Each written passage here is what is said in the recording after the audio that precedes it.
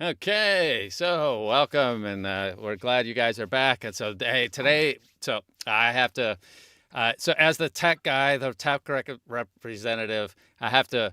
First time we had Erick Black on, we had this thing where it was the first time we'd had a guest on besides just Johnny and I, and it worked perfectly, except for Johnny and Erick could not hear each other. I could hear both of them. They were really happy. They really wanted me to be muted instead of them. So it was really a kind of a nightmare. So Johnny and I said, all right, well, that was awful, and that was Don's fault. And then Yeah. we were going to bring Erick back so that we can have a great discussion among the three of us. So, Johnny, tell us a little bit about Erick before we get into our conversation here. Have you known him for like 15 minutes here? How long? How? I know I don't, to be honest with you, I don't remember how Eric and I met each other. I think it's from working together, but then we proffered an invitation to join us at the New England Narrator Retreat as a publisher, coach, guest, casting person. And he came, what's that, 2 years ago now, Eric? I did the virtual one, and then I Oh, missed right. the next year. But yeah, 2 years. The past 2 Yeah. years, I've been up there. Yeah. So we become. I mean, I've worked a lot for Dreamscape. It's not in relation at all to the fact that I've invited him to the New England retreat, but we've become friends. I think it's fair to say. I don't dislike him as much as I say, for example, dislike Don. So I think that's a fair way to look at friendship there. I remember how we met. Do you? Book. Do you remember? I think it was Midnight Louie was a series, Oh yes. and I edited it. And it was the first Oh, time I had worked with you. Yeah, that was you'll see. Carol Nelson Douglas. Yeah, Was the author, who, by the way, I believe, I don't want to say this incorrect. I'm pretty sure she passed away rather suddenly, not long ago. I didn't know that. Yeah, she wrote a whole series, and Chris Dukart was played the female lead. She played it's about a PR lady, and I play a Humphrey Bogart-esque cat, Louis. And they're about, I think, about 15 books. That was a nice gig. Yeah. So, Erick, I need to butt in here. Go ahead and talk, and I want to make sure you're loud enough here. So, 1, 2. Yeah, I don't. I can probably adjust on my end, but if you can do it, so please let me know now. Are you guys, if Erick's any better now? Oh, they couldn't hear. I can't Well, even read the. they can hear him, but they just say that he's a little bit low. And now, just so you guys know, there's a delay on from the time we do anything to the time. All right, I'm going to do this. Let me see if I can get him up there. Erick, go ahead and talk for us. hello, hello. Let me say thank you to both of you for having me. So I'm not just doing Yeah, mic check stuff. I'll say thanks again for having me back. Yeah, that was just so weird last time. It's just impossible. There's no there wasn't a three-man conversation happening. Yeah, and we're Three-way both at all. listening on our phones, like Yeah. with 20 delay. Texting Okay. each other. What? The chat's telling me that Erick is now fantastic. So he sounds as good as he looks, which is a big win there. All right. So Excellent. So let me go back to the thing we were discussing prior to our guests arriving, because Eric's in a booth at Dreamscape headquarters in fashionable Holland, Ohio. Is that where you are? Right? Yeah, that's correct. Yeah. So this is their booth, and it's interesting because in that booth, the studio breaks can. Do you guys use directors for your people at all? Our engineers are directors. If someone's recording at home, very, very, very rarely are we having anyone else direct. Yeah. How often do people come to your studios in Ohio to do the work? I mean, are there local narrators you use a lot? Yeah, we've got a great pool of local narrators. So we have 2 traditional studios, which are very nice, very well built. Um, I mean, every week we have somebody, but we now with this we added this so we can do 3 books a week if we really want to. But generally, it's 1 or 2 a week we're recording in house. Nice, nice. There's a I'm also want to bring up, and I don't want to make a mistake and bring things up that you don't want me to. But can you talk about your portal at all, or is that forbidden? I can't hear you. You can't. No, I'm just kidding. I'm sorry. Yeah, I can absolutely talk about the portal. We finally are at a pretty good spot where we're able to get more and more people in there, and get more and more books up. it was kind of a slow burn, but it's just the response has been great. People seem to really love. I think when we first wanted to do it, I was worried people were like, great, another space we have to go and check every week to see what's up and get auditions in. But the authors love it. We're able to take your auditions and your headshot if it's not a pseudonym project and create a really nice little package that we send off a link, just with a couple of clicks now. Authors love it. The narrator response has been great. I guess, people really Yeah. like, even if they don't get chosen, they like the ability to stretch those muscles. Okay, but I So got to back up. Back up. Okay. Yeah. I know nothing about this. Please start at the beginning. What do you mean? You have a portal? How do I participate? No, start over. I don't even know what it is. I didn't know it exists. So please tell us. Tell us. we were trying. You You're were the trying to one keep we it were away trying- from me. I know. Yeah. Yeah, it's all kind of built out through our Airtable database. But it is now it's just recently moved locations. So if you haven't been in there in a while, you actually have to be in our system. But this is one of the ways that we're making it easier for us and everybody else. You basically, yeah, just need to reach out. We can get most people in now. It really helps to have a book with you or know that you can do books. Like if you've never narrated, Don't do it. yeah, probably don't. Because it is. If you're not But putting your before, best before foot you, forward and we're scrubbing through a bunch of your stuff, it may get to the point where someone's just clicking past your name automatically.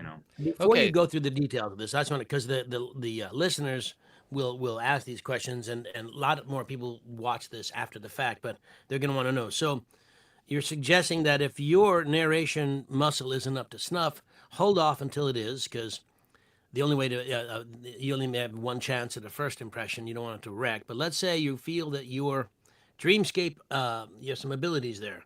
Um, oh, my phone's ringing. How do I stop that? Get out of here. I forgot to turn it off. Okay, there. Okay, so if you have the muscles and you can do it, do I reach out to you and say, hey, can I get into your Airtable, your portal, and that's how it begins, or do I just try and horn into the portal? Yeah, you won't be able to get into it anymore. You'll need to reach out. You'll need us to respond. You can reach out to me, or we have it's production at Dreamscape AB production. Someone in Right. there will get to you. Depending on how many people are writing that email right now, it could take a little bit to get back to you. Anybody that was in it before will have a little bit of priority getting them in. Um, but yeah, just reach out and ask. Okay, and let me say from the narrator actor perspective, seeking employment, and just yes, I do audition. I don't. Eric just doesn't hand me books, which is a real problem in our relationship, as I see it. But if he has a book up, I want to. So you go to the Dreamscape portal, and it's really well put together. It has the book, it has the little book jacket notes, tell you what it's about, what the point of view is, what kind of gender you're looking for, the genre, all the kind of things you need to know, plus a couple pages to audition, and it lists who at Dreamscape is the casting director. Additionally, and this is a fantastic addition, it tells you when you're going to hear something by. Yeah. So if you audition, and you should know by November 25th, and that's November 27th, you didn't get that. And it's kind of nice to know. It's a beautifully set up. I really mean that. It's great. Yeah. And I've auditioned for a few things. As a matter of fact, I'm waiting for the November 25th deadline. I have so to see some things, but it's really well set up. And I don't know if you know Julie Wilson, don't you? Yeah. So she's going to be on a couple of weeks or so, and she stop. How do you stop this? Stop.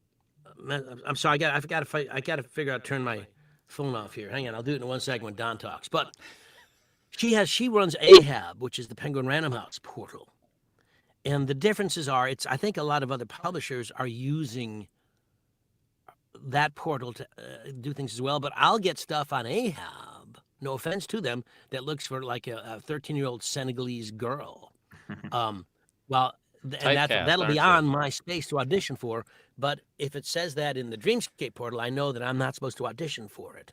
So I kind of like the way you've got that set up. It's really nice. Yeah, we want you to tell us, what you're appropriate for. We don't I'm know. going to I be mean, a you sim- may yeah. be Senegalese, but I wouldn't have guessed that. But yeah, when it's up there, if you are have a connection to it, and there's a place where you can write a note, hey, you probably don't know this about me, but Johnny does Yeah, Samoan. I it's just a really nice setup. yeah, thank you. Yeah, I mean, I'm amazed that we get so much positive feedback on it, and even feedback on how we can do better. So we're always kind of trying to do that and get better scripts up and better descriptions of what we're looking for. But okay. So, so I need to back up here because somebody's asking. So, if I'm brand new and I'm already I'm not already in your system. So what you're saying is everybody that's already in your system, they have access to it, and they should already know about it. So if I'm newer and I want to apply, is there an application form? Do I just send to the email? And what's that email again? So yeah, the good one to go to is going to be production@Dreamscape AB, like audiobook, dreamscapeab.com. So we have a couple, when you say in our system, and this may be where some people are confused, we have a couple of things. We have a database, which really will let any riffraff into that. And it's basically tell us about yourself. It's searchable. I'll be there. Yeah. So we can go and do a search. So we're looking for a particular Riffraff. thing. We can search through it. We can filter. That's just sort of our general database. You do not have access to auditions at that point. There is it's another portal, and I'm tired of saying portal, but we have all these portals or dashboards, we'll say. So the narrator portal, you actually log into. It's really nice too. I love this. It has everything all in one place. It has, you can create different narrator profiles, one for you, one for your romance pseudonym. You can upload all kinds of details about that. It has all of your current projects that you're working on with us is listed there. All of your past projects, you can invoice through there. You do all the signing of the agreements through the portal, and then, of course, what we're talking about, it also has the ability to audition through it. Okay, so if now I'm starting, I've got a go ahead, Johnny. go ahead, Don. I've got a pseudonym now. I think I told you about it. So I can go in there and update the Johnny Heller thing and add the pseudonym. Yeah, on the very first page when you log in, there's a little plus button, and you just click on that, and you can create a whole new narrator profile. Actually, I really already did. I'm saying it for everyone else. Yes, So, yeah. yes. So do you recommend? So I'm not in the system, and so do you recommend that I start off trying to get into the riffraff system, which would be the starting point? I mean, is that the correct kind of chain? And then I work my way from the. I mean, hopefully, then you notice that I don't do Senegal, but I could do Samoan. I have that thing going for me. There you go. Yeah, and then from there, I might get invited then to the big boy or the big girl. I mean, if you want in, ask. It used to be, like I said, we turned probably more people away than we were letting in, but we're getting to a good spot. So, yeah, definitely you need to be in the database first. Just Okay. put you on our radar that you can get cast strictly from the database. You don't need. And let me say for all those listening out there, and I mentioned it earlier, I'll say it once again, please make sure that your skill levels, not your tech skills, but your acting, your performance levels are in a place where you should be hired to do a job. I'm just saying, so many people, doesn't mean you can't do it ever, but you may not be able to do it from the jump.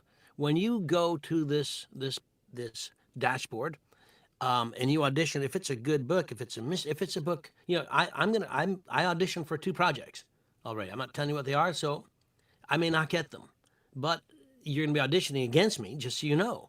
It doesn't mean I'm going to beat you. I'm just saying that if you get some training, get some understanding, learn how to act a little bit first because also when Erick and I met, it was the virtual thing.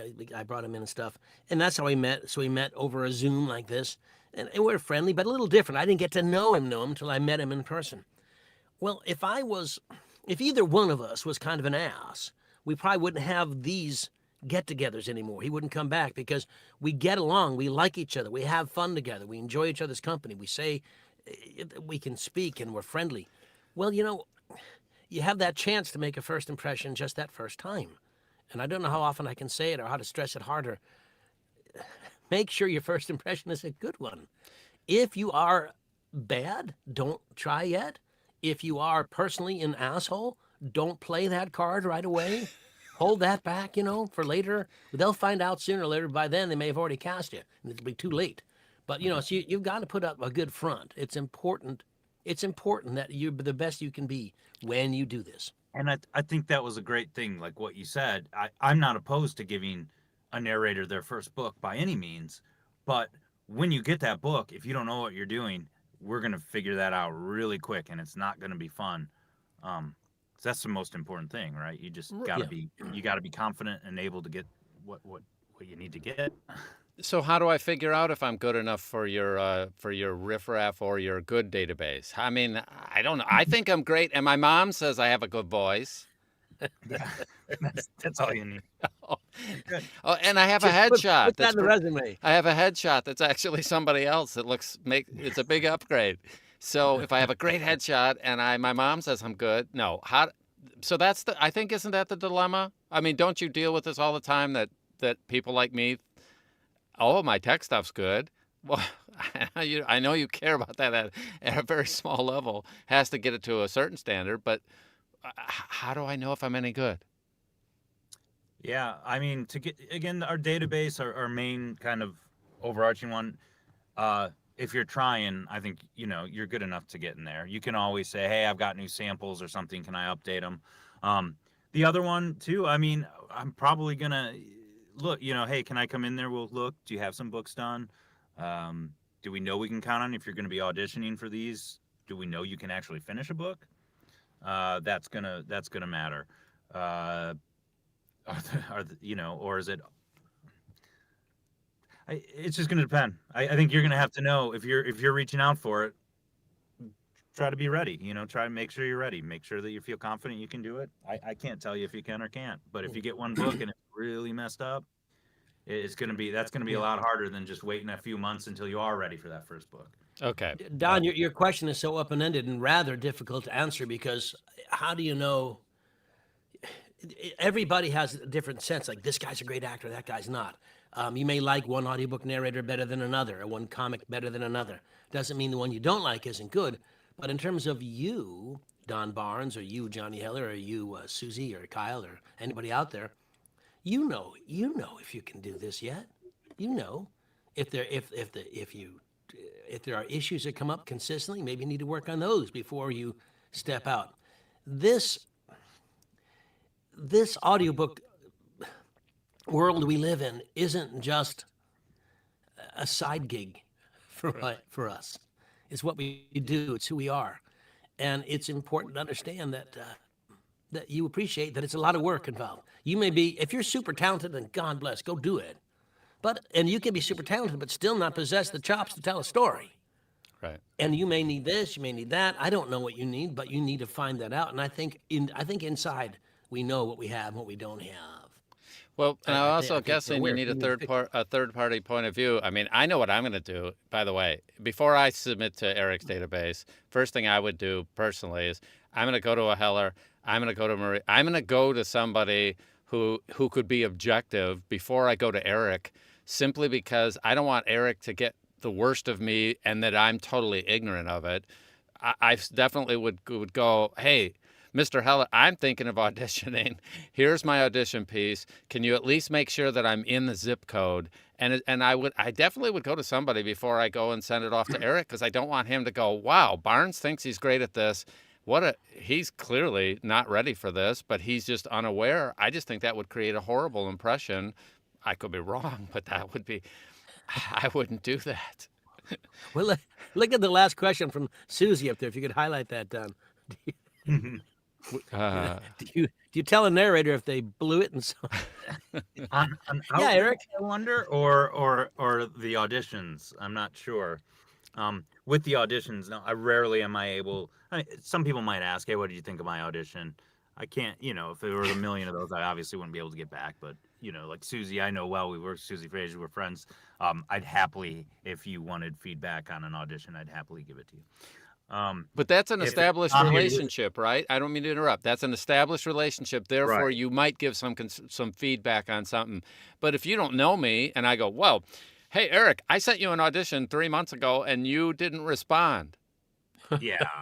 I mean, that would be difficult. for, I again, I try to be a nice guy here. We're in the Midwest. We have got to keep up that illusion that we're all nice guys. I really do try to get back to people that have questions, but there's a lot. That's why I left the Midwest. Yeah, so I could be myself. Yeah, right. A lot of pressure. Yeah, so a lot of people don't they don't realize that it's not just Erick's decision. Authors are more and more making the call. Do you find that to be the case, Erick? Oh yeah, and honestly, we had a title. It was very popular. A ton of people came. I picked. There were so many good ones. It was hard to narrow it down. I even gave the author way more than I would normally give. Normally we give 3 people. I think I sent nearly 10 narrators, and guess what? I heard back today she doesn't like any of them. Wow. Wow. Can we hire this person instead that read one of her previous books? So, yeah, I'm going to reach out to the other narrator. I feel terrible that, that it went up and we couldn't find somebody in our patch, but so when we get that note, we say, why didn't I get the gig? And you say, well, they went a different direction. You really mean that? They decided to go with it. Because a lot of times I think you have some skill in casting, and I know that you know what you're doing, so I trust you forever. But an author may want to hear the voice of someone who sounds like his uncle when he was 17 or something, And if that's in their head, there's nothing an actor can do to recreate that. Or even if I know that's what they want, I don't know their uncle, I don't know their best friend in 2nd grade, so we can't sound like the author, like the voice the author hears sometimes. You don't even really know. They might not even know what they're looking for, and I have had people. We've had someone recently ask for a specific narrator. We were like, this is a first-person female narrator, and you've asked for an older male.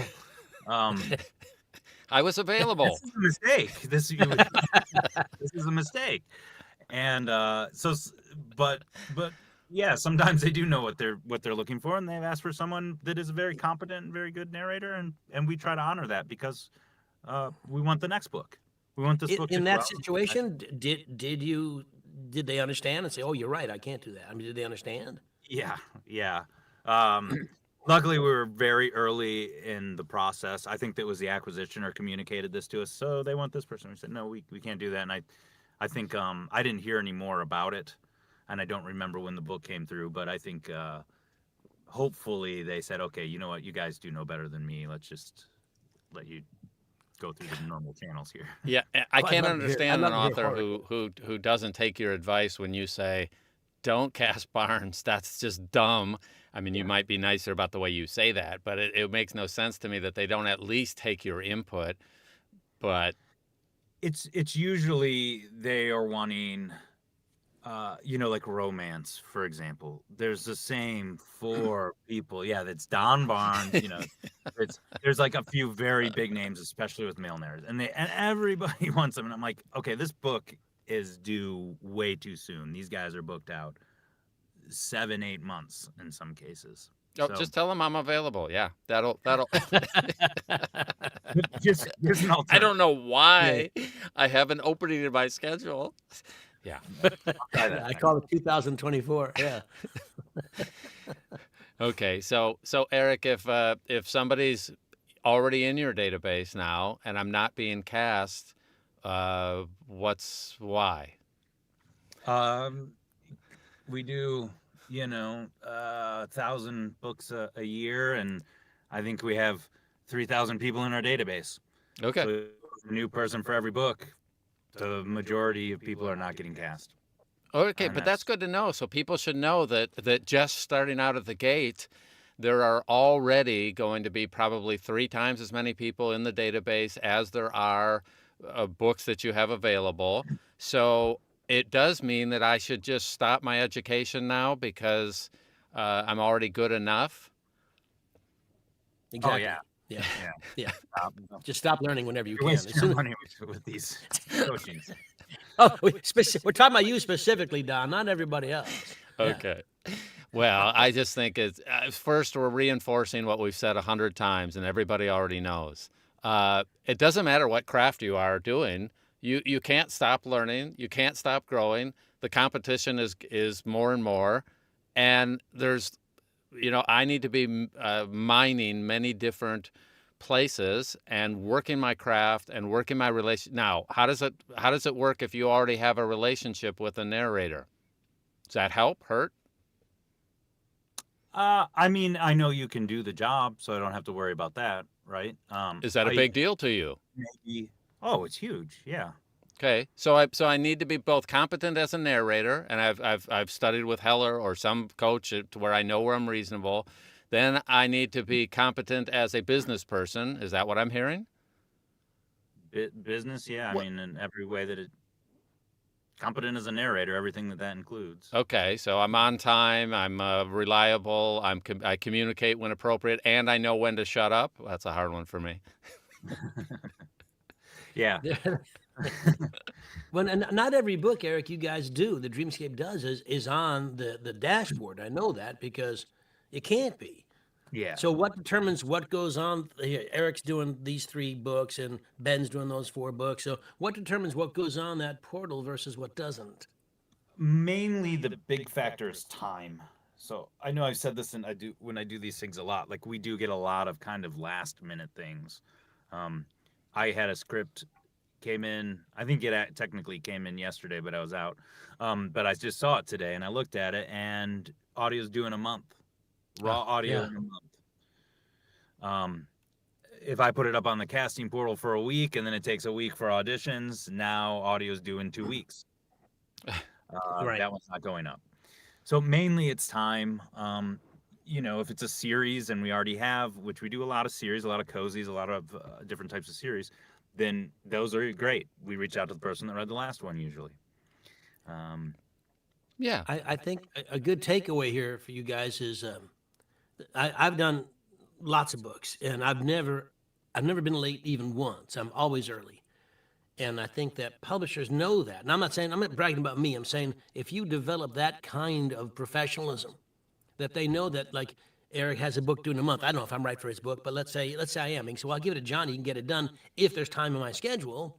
He needs to know that about you. That's the kind of professionalism that I think Eric looks for and other publishers look for. So they know if they call Don in the books, hey, Don, I'm sorry about the short time. You got to prep it, get it, and give it to me right away. Can you do it?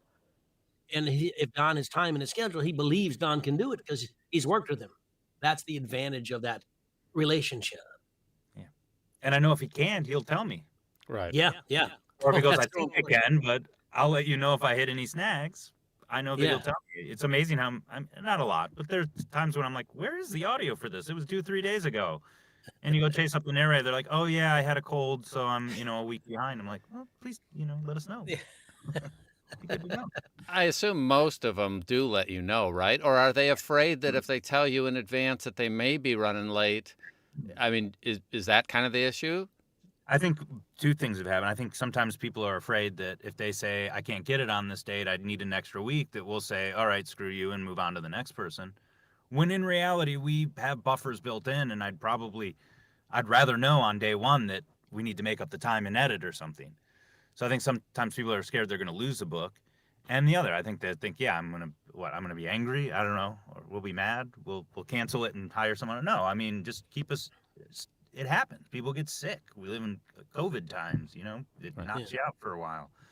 Totally understandable. Okay, but so when you say that you have buffers built in, is that pretty much? I mean, unless it's an immediate turnaround, is that pretty much in almost all your books? You say, look, there's a few days. I mean, I need this book by November 25th. You could, if you get it the 30th or December the 5th, even it might work because you know that, but you don't tell me that. Yeah, so Audible has a date or a timeline that they want from us. They want a book 4 weeks ahead of publication date. But if it goes to 3 weeks, we can ask for a favor. We ideally want 2 weeks for an edit, a nice solid 2 weeks for an average book. But we've got some editors that can work a lot quicker. So there are buffers in this way. But yeah, generally when we ask for it, that is our nice, comfortable date where no one has to rush and we don't have to make any special accommodations. Great. But I will tell people this all the time. Like 1 week, if someone needs an extra week, it's really not a big deal for us to find that time. And that's what I mean by a buffer. But it sure seems to me that, man, I do not want to pull the buffer card and go, well, I know they have a buffer, so I can just kind of squeak it in here. If I do that more than once, I'm going to guess that that's a red flag that gets bookmarked someplace, even if it's just in the back of your head, that Don's always pushing that edge. And that doesn't seem to me like it'd be comfortable on your end if that's the norm. Correct? No, Incorrect? that's a good point. I probably shouldn't have said anything, but yeah, I mean, it's a good point. But at the same time, again, we know stuff happens. Yeah, if there's a pattern of behavior, and I'm like, geez, every single book we do with Don, he seems to be taking advantage of this insider knowledge. Yeah. Okay. No, I think Johnny's got the right attitude and everybody else gets it. If you do what Johnny's been doing for years, and that's he knows his deadline, I don't think he counts that as the deadline. I'll bet you internally, if you've told him it's December 1, he's set it up as in his calendar, November 26th, whatever week before that is, that's his date, and then he already's built in his own buffer. He's still going to be on time if his dog had a problem and he needed to take him to a vet one day. That's still going to be on time for him because he built in a buffer. Correct, Johnny? That is absolutely correct. I just think you need to be ready sooner and get it done sooner. And also, if you get that book turned in sooner, you're free to do another book a little faster. So in terms of this, because there's no residuals in this game, so you want to keep working. And I don't know if other people do it differently, but I have people ask me that all the time. Like, is it okay if I turn it in early? I'm like, hell yeah. I never care. Yeah, earlier better. I mean, you might have to wait a little longer for pickups if the editor can't start on it right away. But and that's something that's important to remember. Just because you get it in early doesn't mean they're ready to handle it right now. In the Dreamscape calendar, the Don Baarns story is due when it's due, and if I turn it in early, great, they've got it. But they're not going to be the editing and sending out their retakes until it's right in their calendar. So when you take that next book, remember that you're going to have to take a break in that book somewhere to do the edits on the book you turned in early. Yeah, Just the keep it pickups. in mind. Right. Can we look for just a second? Where's the question? Andrea's question about AI and Audible. I just want to touch on it for a second. Do you see that? So Eric, my understanding, though, is Audible, and unless this has changed, Audible is still saying no to AI, but there's this Kindle Unlimited, which I think is what exactly correct. Yep. Audible has a contract with SAG-AFTRA, and the reason I wanted to highlight this, just so you know, there is no AI in SAG-AFTRA audiobook contracts. It's prohibited. Audible is on record as saying they will not use AI. So Kindle, which is an offshoot, and I don't know how the corporate structure works, is not under the same contract as is Audible, as is Dreamscape, or anybody who's a signatory to SAG-AFTRA has in that contract. And if they use a SAG-AFTRA paymaster, which makes it a union contract, they also are prohibited from using AI. In audiobooks under a union contract, you have AI protection. So it's erroneous to say Audible is using AI. Well, that's not going to affect Erick's business because that's not the business he's in. yeah, and also, here's the other thing. Kindle means that Don's written a book that can't get to any publisher. I shouldn't even say a major publisher. Don's written a book. No publisher's going to touch it with a 400-foot pole. And so what I do is I go, oh, I'll publish it myself through Kindle Direct Publishing, and then I can tell my friends that I have a book. And yes, maybe it'll be available someplace. But now, hey, no one was going to read my book anyway, and now AI will, because, hey, AI would take my book. They go, I'd be happy to do mine. And so make sure that we're differentiating between books that are going to a real publisher, not that Kindle isn't real publishing. I mean, maybe I'll sell 10 copies or 400 copies, but it's not the same. You guys are dealing with all books that are all published, correct? I mean, what's the profile of a book that you are taking on to do an audiobook with? Yeah, I mean, we do published, a lot of self-published, which is fine. I don't know how that is different from Kindle Unlimited, but in general, there's a print or at least a digital I think most of our stuff is as a print, but some of it is probably digital only. So it might be a little bit different or the same. I'm not really sure what's on Kindle Unlimited. But you're taking No idea. books that are, I mean, I'm going to, I assume you take a book that you think is going to sell something. Is that correct? Yeah, I don't acquire them, but I sure hope that's why they're picking these up. Okay. Okay. That makes Yeah, sense to me. you guys out there listening, the Dreamscape, they're all battling for titles. So the great titles that they think are going to sell, Dreamscape doesn't just get it necessarily. They have to buy it from the author's agent, and they're in competition with everybody else. So that's why, that's why certain publishers stick with certain genres only, because that's what they want to do. If you're Dreamscape or something like that, then you can go, you're spread out. There's all kinds of genres. I don't know if there's any genres you guys don't do. So there's a world, but Erick doesn't buy the titles. He produces them. So there's a little difference. He's not involved in I think he knows if Don Baarns wrote a book and Erick wants to get it for Dreamscape, he'll I'm sure there's a little in there. I can't imagine why he would, but he might say so. Yeah. He would not. I'm just going to say that out loud. I'll say the quiet part out loud. He would not. We have a question here. Erick, do you listen to portions of a book you cast? Sometimes. Sometimes I do. Not super often. I'm doing the work up front and trying to spend the time to pick the right narrator where I don't have to worry about it. If I was particularly interested and just wanted to read it, I have listened to some books. I've rented them from Audible and I listen to them on my commute. It's a short commute, so it takes me a long time. But if it's a new narrator, like Susie asked that question, yeah, like Susie, I know it's going to be a good, solid book. Unless it were something I particularly was going to listen to, I probably wouldn't. If it was a new narrator and I was a little worried or I wonder how they dealt with this, or, last time they read this book, someone had a problem with some portion of it that they did, maybe I'll follow up and listen on another one. But rarely, I just try to do the good casting. This is where trusting the narrator comes in, that I can feel pretty confident we've gotten something good. And then we also really trust our editors, or people we work with and do a lot of books with and send a lot of money to. They want to make sure that we're happy too. So they'll bring up any concerns well before the end of the book. Or before masters, you know what I mean?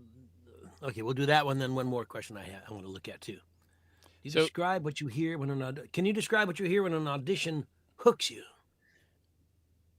It's probably more what I don't hear, right? Don't hear any weird things that make me go, well, that was a strange way to put the line. I loved, actually, Johnny, and something I picked and wrote down and I talked to the whole crew here, was that first line is answering a question. Right? Every line in every script, this is a coaching thing, is an answer to an unasked question. Yeah. And the actor, the performer, must know. You have to ask the question that makes the line make sense. Otherwise, it comes out of left field. Yeah. So, and that's it. Like, that's right off the bat. That very first beginning, I need to feel like you know what you're doing and that you're tuned in. Even though it may take me a couple of times to, a little bit to get into and understand what's going on. I want you to convince me that you're just as natural as whatever it is. I just did this and I'm saying it and I'm supposed to be saying it. I hope that makes sense. There's a question from Maria that I think opens a door to an interesting discussion. Reviews of books. Do you look at reviews of books you cast? And there's a bigger picture there as well I want to talk about.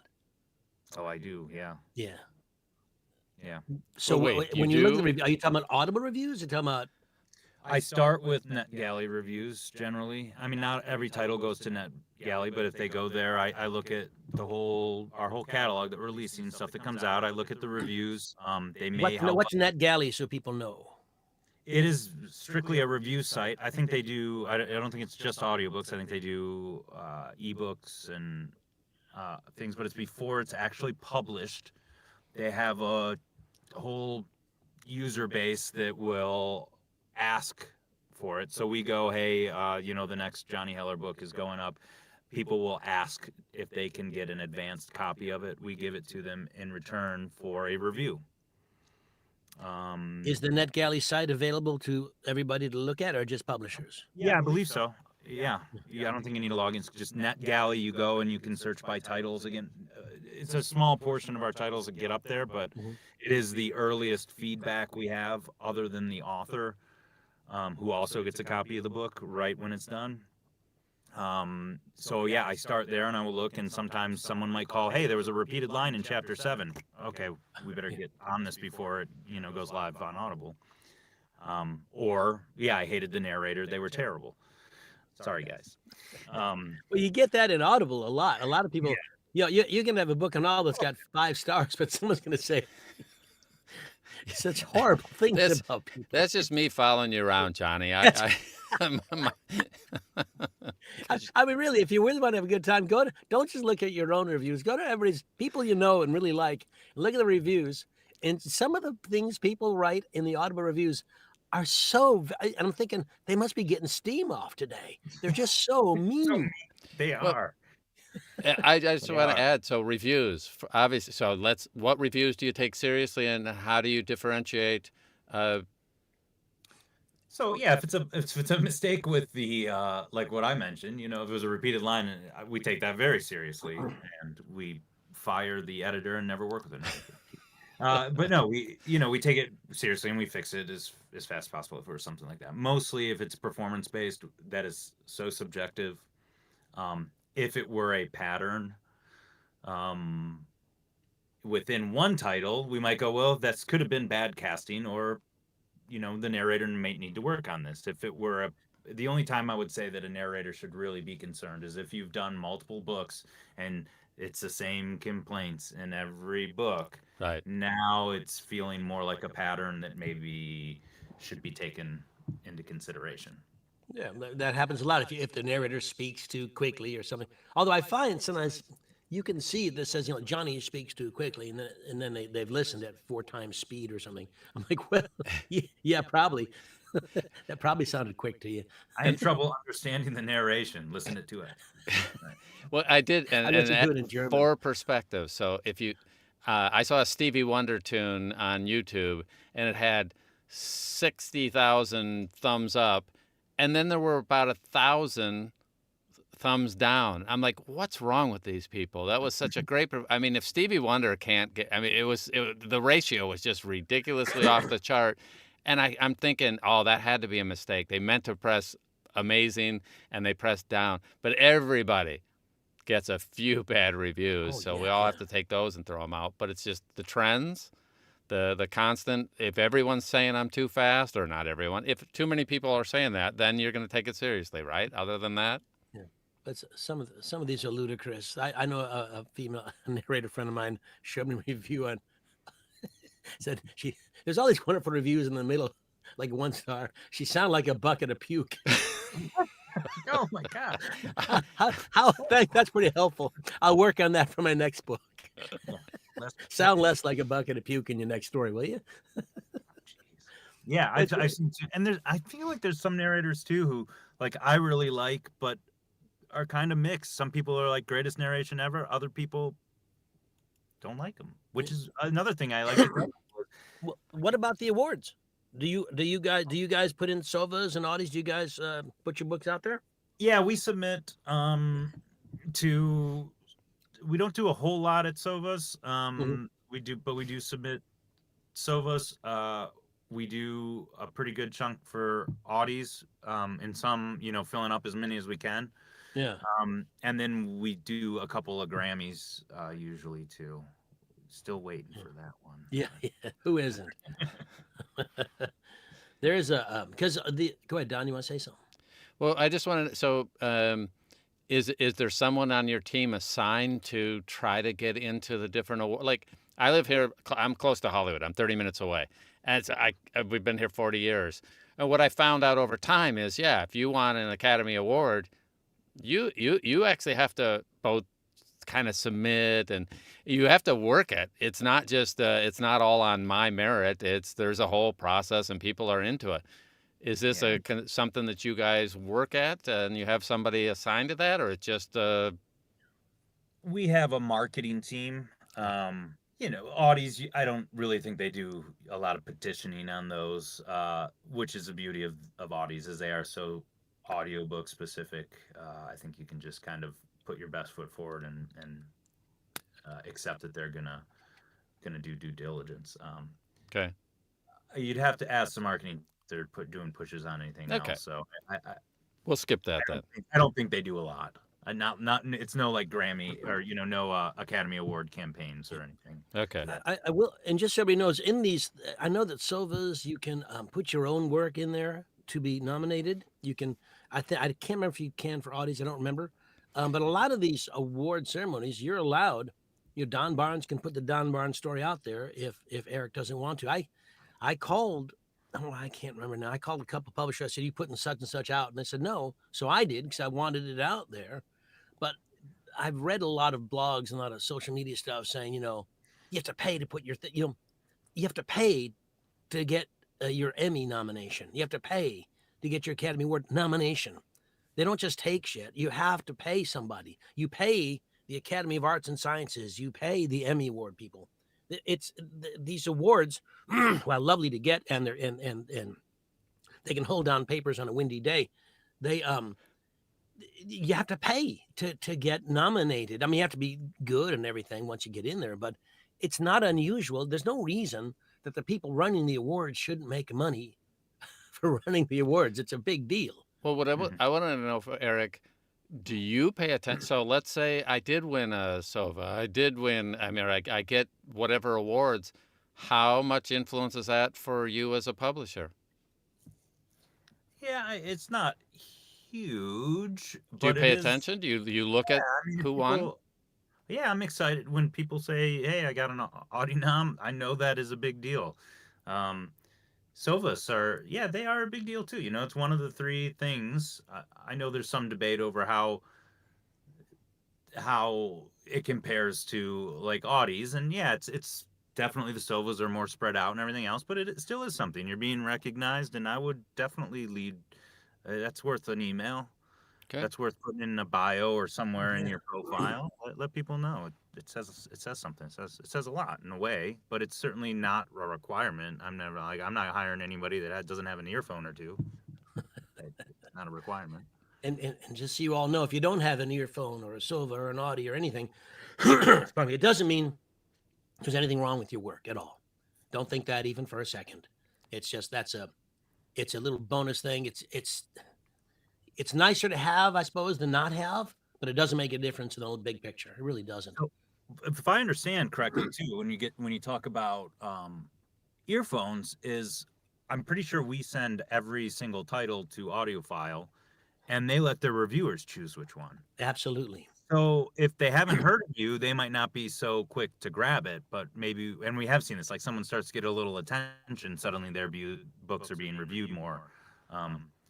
So yeah, it does. Well, Johnny, I'm just backing up what you're saying. The earphone award, I believe, if I've had discussions with Robin about it, and without revealing any secrets of the trade or anything, they have a whole bunch. Let's say in a given week or month or whatever, they've got X number of auditions. So Erick reviews a book, and I review a book, and Don reviews a book, and Joe Blow, everybody reviews the book, and then we get together and meet about the reviews. And Erick goes, "I got to tell you, this book was I really think we should consider an earphone. This is great." If he says that, there's a better chance that will happen.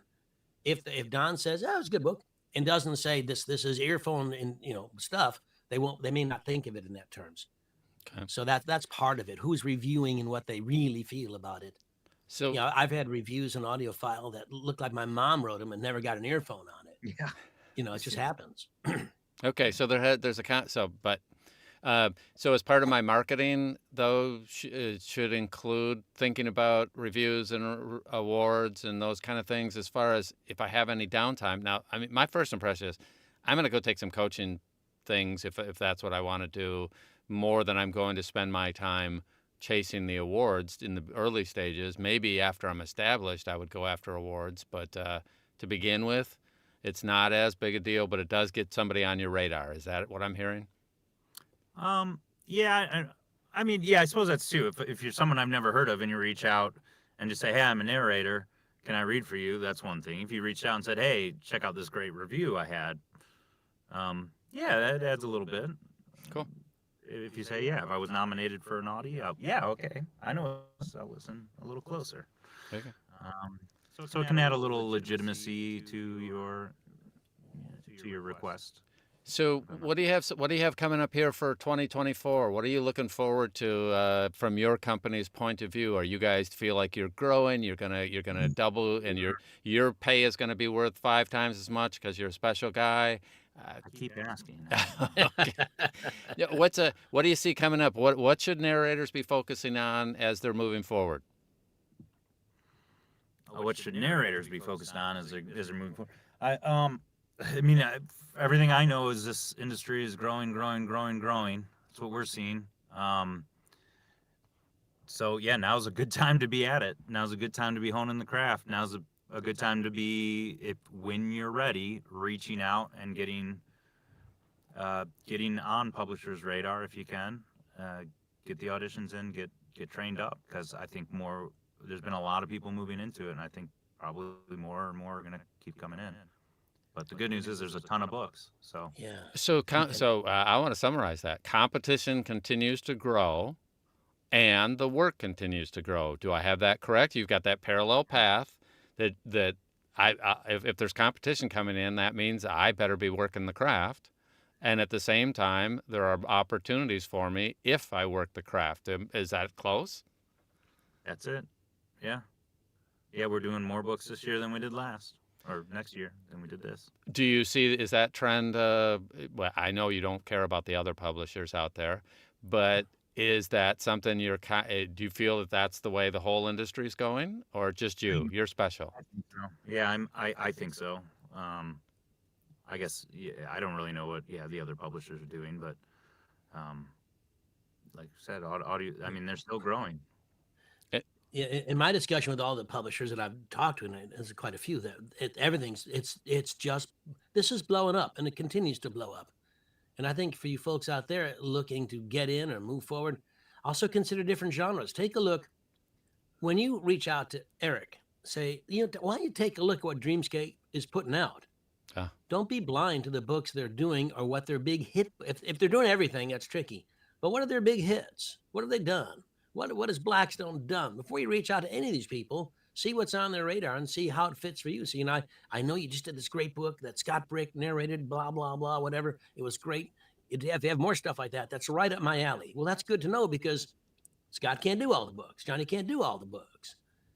If you've never done, a big thing now, Erick mentioned romance, and we've mentioned, thrillers and mysteries are always big. So is lit RPG, game RPG. That stuff is big, real big. Pardon me. If you don't know it, haven't done it, look into it. That's something. My word. There's so many new genres. I guess new is not the right word, but it's creative arts. There's always something different. That's why there's very few absolutes in our business. But I really think if you're going to reach out to someone who you don't know, Dreamscape has a website. There's no reason you don't familiarize yourself before. You want them to know all about you and about your website. But what about the other way around? It's an easier marketing if you did some work. Well, I want to ask Erick. So, could you name what are the top 3 genres that you think are places that are growing? And then if I'm looking for a place to land, I mean, where should I be looking? But so, what are maybe the top 2 or 3 genres that you see are worth me pursuing if I'm not sure which ones I should do? What's growing? So lit RPG is, from what I understand, like the fastest growing. With you guys too? Sorry, what was that? I'm sorry, I didn't mean to interrupt, but with your team too, is this is where Dreamscape is going, or the industry? We're testing it out because it is such such a huge growing genre. Look at Podium, I think, and that's their bread and butter, right? Yeah. I mean, fantasy sci-fi, but really lit RPG and romance, which is number 2. If you are comfortable with romance, you got to get in on that. The listeners cannot get enough romance. The authors, I do not know how they write so many books. Often there's series, so you lock in book one, you might be coming back for the other ones, as every other brother in that family gets hooked up with somebody. Um, and then maybe the third thriller is just always a those are the money makers usually. Yeah. Thrillers, I think for a lot of publishers, that's the genre. So if hone that craft, make sure you can do a thriller, because that could end up being your big book or your big breakout. Those are, in my opinion, those are the three. And lit RPG is really a lot of fun. I started doing them. I've done like 5 or 6. They're pretty wild. They're fun. They're crazy. Okay, But I and like just it. in, They're nice. I suspect because we're all narrators here, but lit RPG, what does that mean? It's fiction lit. What's the RPG mean? Role- Somebody must know. Role-playing game. There you go. So it's literally basically like most people know Ready Player One. It's kind of that. The main character, in some way or another, the mechanics change, is thrown into a world that's a video game or like a video game. Usually there's stats are read throughout. So, someone gets beat up and then the next chapter starts and their hit points are down, or they've conquered some creature, so their experience level goes up the next one. And often that is communicated through 1 or 2 pages of a list of stats, which is a little bit, to me, strange in a book, but people love it. They growing. do. It's fun. Okay, good. Well, Did I you ever just see that movie Free Guy with Ryan Reynolds? Yeah, there's another great example. Yeah, that's a great movie. Yeah. I'm sure that doesn't help anybody out there. I'm just saying it's a good movie. Be more like Ryan Reynolds. Yeah. Yeah, Get and a gin company, the phone company. Yeah.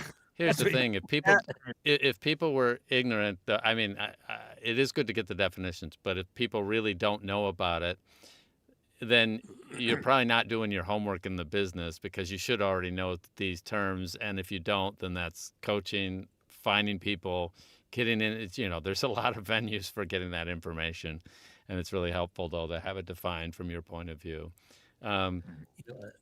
Go ahead, Johnny. James Romick wrote a note. He did a very funny parody song, and he mentioned Dreamscape in it. So I'll send. It's him singing, and it's hilarious. It's about New England. I'll send it to you. See, then Okay. he'll hear it, James. I'll make sure he hears it. I'm very curious. It's very funny. James is really talented, so it's very fun, lovely. So Any other questions? Yep. So Eric, my question would be, can you recap now the address? I want to type the address into the chat. Or someone type the address into the chat, that if they wanted to, the general publishing address is, one more time. It's production at dreamscapeab.com. So Okay, like thanks. Dreamscapeaudiobook.com. Okay. Audiobooks word. I don't know who came up with that. Okay. So I put that in the chat there so that people see it, and I will actually highlight that. All right. Did I get that right? Is that can you see that on the screen there? That's it. Okay. Cool. And you answer every email personally, right? Of course. Yeah. Okay.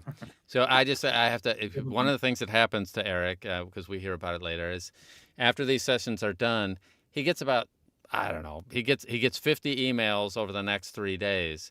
And it is a little overwhelming at points, and we all get flooded with these things. So if you don't hear back from them, it's just nothing personal. And how long should somebody wait before they send you the next kind of follow-up? So let's say, of course, I send something in, I don't hear anything. That would be normal.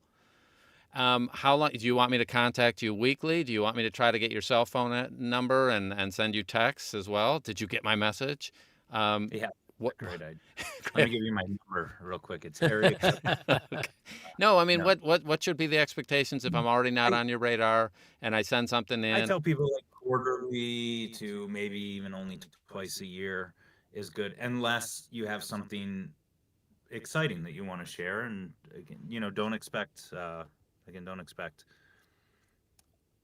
a response to everything. But if you do, if there's something you're really proud of, or a great sample you're really excited about, shoot an email.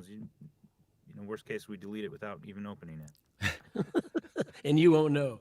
Yeah, well, yeah. No, we'll look at it. We'll look at it before deleting. Yeah, it's just as long as people have their expectations. And now, so I heard you say 3 to 6 months before the next one, unless I have something exciting that's like, hey, I won an award, or I have a new sample, or there's something special. I just worked with Johnny, and now I'm ready to, I've taken my stuff to the next level. Should I mention the coaches I've worked with? Should I do you care about that? Yeah, I think that's just as important as showing reviews, as showing that you are working on this stuff and you have done some coaches. Name the coaches. As assuming they worked with them for real, because you're going to figure out real I know. quick that, like, if I go, hey, I've been studying with Johnny for the last 3 years, and then in the background you two talk, you go, nah, he ain't there, right? That's not going to make the right impression, I'm going to guess. Yeah, do it. I mean, besides being able to say you did it, do it to actually learn. And I've had coaches go, hey, have you worked with so and so? They're really good. They just graduated from my class. They're really great. That happens too. I don't expect it, but Right. if you go and make an impression, they are talking about it. They are sharing. Okay. And Johnny, do you share those things? Like, so if you knew Eric was looking for something and it's not you, then you might have someone in mind that you might refer if they've done the right type of homework. Absolutely. I do it. I do it not often because you can if I tell Eric everybody I've worked with is great, that means nobody's great. But if it's a specific thing, and maybe Eric has said, Johnny, do you have anybody you've worked with who can do whatever? And I may have the answer, but if I think someone's wonderful and they don't know Eric, and I think really Dreamscape should know about you, I feel I'm doing the right thing for the actor and for the community and for Eric to put you guys together. I can't do every book. I mean, I don't mind competition. I don't mind someone else getting a book. I think it's important that Eric knows that so-and-so, that James Romick is very good. He should know that. And let's say he doesn't know it, so now he does. Yeah, I don't know if he knows James, and he knows James now. I mentioned him 3 times, so here's an example. But if I send a note to Eric, he knows that I'm not doing it for any other reason than because I think it's important. So Eric, I want to wrap this. But I need that relationship with Eric first, otherwise it makes no difference. Okay, yeah, and you've established that relationship. I mean, you guys have known each other for what, 3.5 weeks? Do I remember that right? Yeah. Just about half an hour now. Yeah. Okay. So Eric, is there any question that we should have asked you, or that you want to talk to people that are narrators? And what would be the one thing, or can you think of anything that didn't come up that we should have been discussing? One thing I like to say that I think I almost got to, but maybe got sidetracked, or I forgot that I said it, and then I'm just repeating myself. And I said this before, subjective. I might not like your narration, but someone else on the team may. One publisher you might not get hired with. Don't let that stuff discourage you. It is really opinions. Everybody likes something a little bit different. I hate for people to get that bad review and then go, I'm never narrating again. And I know somebody who does this. He quit narrating like 3 times a year. He's a great narrator and a friend of mine. And I'm like, oh man, why do you always do this? Someone likes you, probably. Right. Okay. So don't quit too soon. Keep working at it. And then, of course, you have to also be doing the marketing and develop the relationships to make this stuff all work, correct? Yeah. Okay. Yeah, of course you need to know what you're doing. If you don't know what you're doing, someone tells you you're terrible and won't hire you. Okay. That might be because you don't know what you're doing. Okay. You might be terrible. I don't know why you're not hiring me, but they're not, so it's okay. I keep doing the same thing. Yeah. You're not good. Love Eric. Yeah. All right, Eric. Well, thank you for coming on and being so gracious about the first time you were on, and when the tech stuff didn't work, which was 100% my responsibility, my fault. Glad everything worked well today. And, of course, we will have you back sometime next year because you're awesome, and I'm really impressed with what you're doing. And so if you see something, of course, feed it back to Johnny and I. But we definitely are excited about what's coming up for next year and look forward to hearing about all the great successes and all the super people that are working with you. If something else comes up, you please let us know. And for everyone else out there, remember, every Tuesday, Johnny and I are doing this same thing. We are talking to somebody. They may not be as good as Erick, but we're talking with great people like Erick week in, week out. And wait till you see the guests we have coming up. By the way, Ren's going to be here next week. She's at Spotify. Scott Brick is up. There's a list of some great people coming up. So be sure you subscribe to the channel and turn on that notification bell so that you get notified every time we're going live. But every Tuesday, 1 p.m. Eastern, 10 a.m. I'm going to do the math in my head, 10 a.m. on the West Coast. And we look forward to seeing you next week. You have a fantastic day. And for Johnny, for Erick, we'll see you all next week. Bye-bye. Bye-bye, all. Yay! Stand by. Did Erick leave? Hold on.